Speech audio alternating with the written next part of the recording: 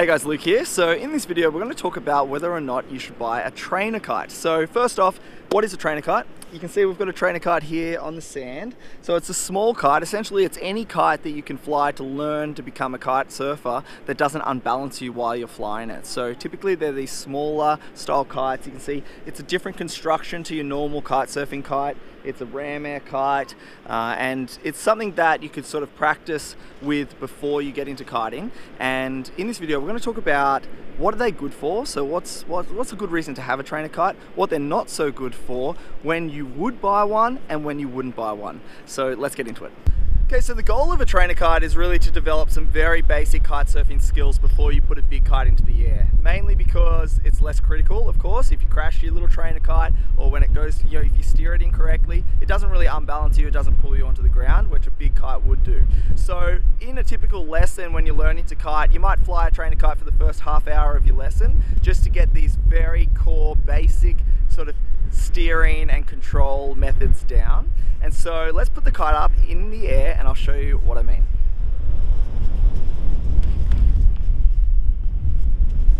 So now we have the kite up in the air. What's really good about the trainer kite is it teaches you how to explore the wind window and also how to steer the kite. So when you're steering a kite surfing kite, they don't steer like a car, so you don't twist it like that. The kite doesn't react to that. The way you steer it is you sort of bring one elbow in and the kite really steers as a result of that motion.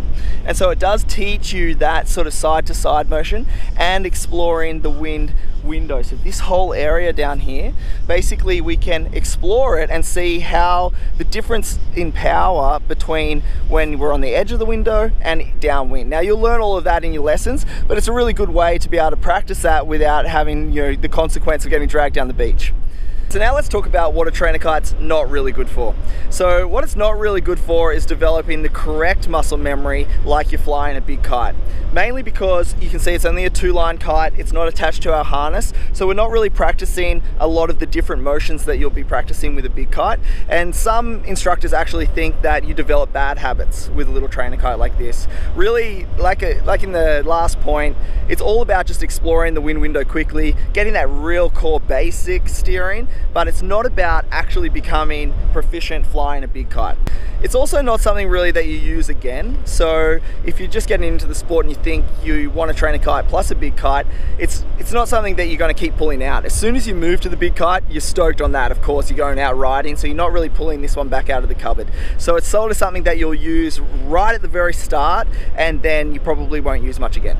Okay, so let's talk about when you would buy a trainer kite. So I think one of the coolest things about having a trainer kite is it's fun to fly. So it's fun to take down the beach and fly it. And if you have friends or family you think might use it down the beach, it's a lot of fun because everyone can have a go without any dramas. And you can fly it, they're sort of bomb-proof, you can crash them into the sand, and it sort of pulls you around and it gives you that real sensation. So if you've got family members or friends that you think, hey, I might be kiting, but we can bring this down the beach, we can all have a good time, I think that's a really good time to actually buy one of these.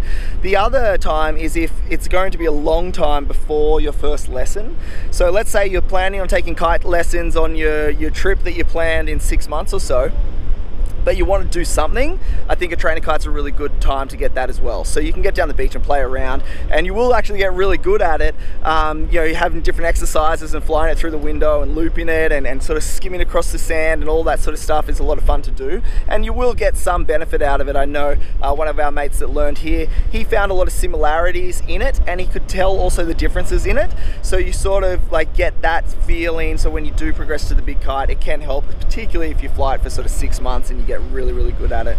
Okay, so when would you not buy a trainer kite? In my personal opinion, if you're really dedicated to becoming a kite surfer, this is something that you've decided you're going to do, it's not just for a bit of fun, but you want to get right into the sport, and you've got lessons coming up, then you don't really need a trainer kite. Because in your lesson, you're going to progress pretty quickly through to the big kites. Like I said, you'll probably only fly this for half an hour in your lesson anyway, and you can save the money and apply it to lessons or apply it to your new gear so that you can sort of use that money for that and progress straight into big kite and basically getting out there on the water.